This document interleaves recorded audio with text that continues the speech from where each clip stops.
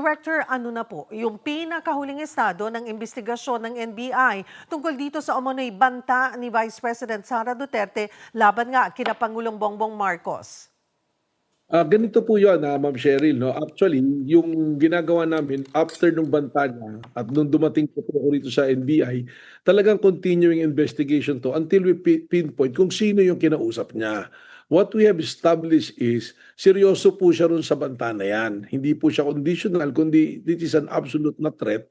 At kung mapapansin nyo naman po, consistent sa lahat po ng mga pagkakataon na maaari siyang magsalita, laging may dumarating na pagbabanta kay Presidente in different forms and different way ng pagsasabi. Hindi lang po nga si Vice President Sara, kundi papansin ninyo, there is a pattern doon sa buong pamilya na palagi na lang tinitreat talaga ang ating presidente. Coupled with their previous behavior, yung mga behavior po nila na pakikipagkapwa-tao sa ibang tao, makikita po natin na kailangan pong seryosohin ng law enforcement, lalong-lalo na ng ang National Bureau of Investigation, yung banta po na yan. Kaya naman, sinusundan po namin lahat ng makita namin na maaaring ito yung lead para ma-identify po kung sino yung kinausap niya. Just recently, when the President was have an event po dyan sa Nueva Ecija, sa Palayan, naka-live broadcast, monitor yung pong social media, meron na lang biglang nagpapap na sinabi, barilin si Presidente. Those are serious threats po na kailangan po na yan. Director Matibag, linawin ko lamang po, pwede niyo po bang linawin kung anong uri po ng lead ito pong inyong tinutukoy? Ito ba'y testimonya or may mga digital evidence also?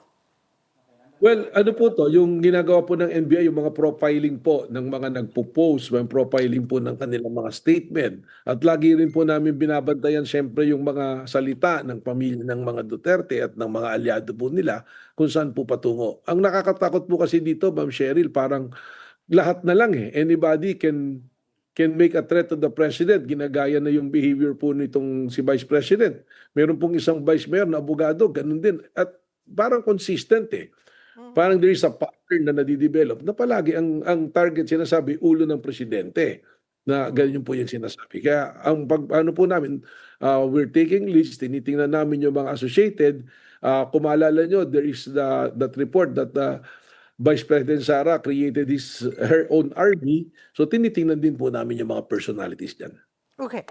So saan din po nakabase, ano yung naging basehan po ng NBI sa pagsasabing planado at hindi basta pahayag lang ito pong bantang ito?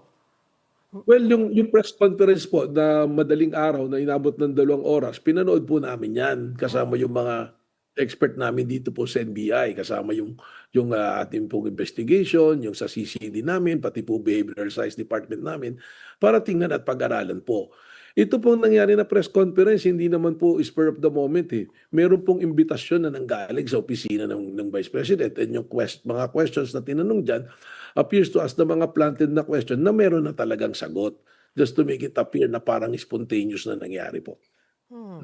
So may nakuha rin ho ba tayong gaya ng text, audio, o witness na magpapatunay po ng direktang ugnayan sa umano'y plano? Yun po yung kailangan nga namin bantayan dahil sabi nga namin we are very serious dahil it's a threat to the President at ang ano po rito yung nagte-threaten is the direct beneficiary pagka po may nangyari sa ating pong Presidente.